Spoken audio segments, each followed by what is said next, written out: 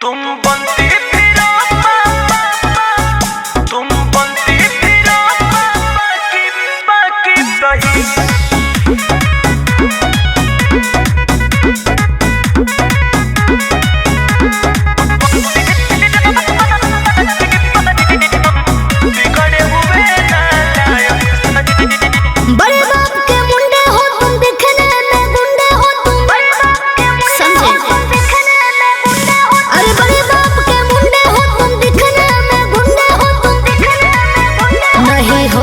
किसी के लाभदायक सही समझे।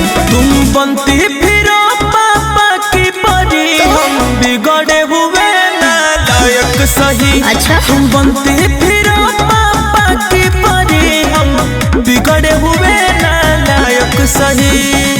बिगड़े हुए नालायक सही।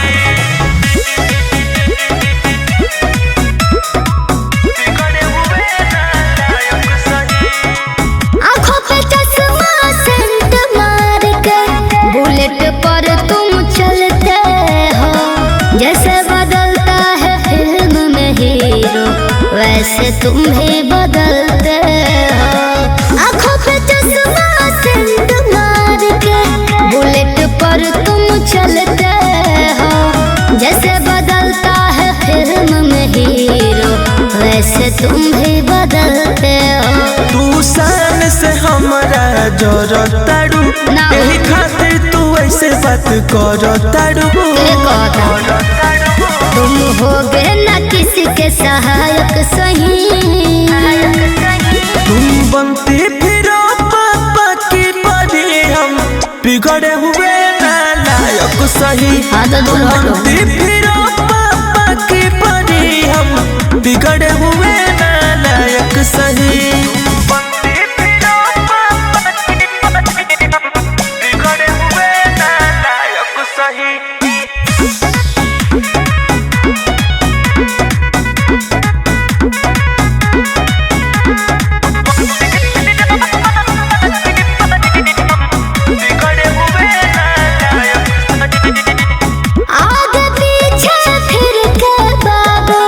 दिल तो हमसे लगाओगे काम निकलने के बाद पवन फिर नजर नहीं आओगे।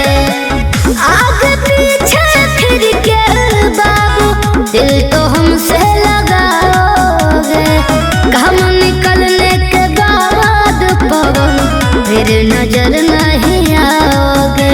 पवन विजय के ऐसे कहे को होताड़ू खाली नीलेश के साथे तू तो रोताड़ू।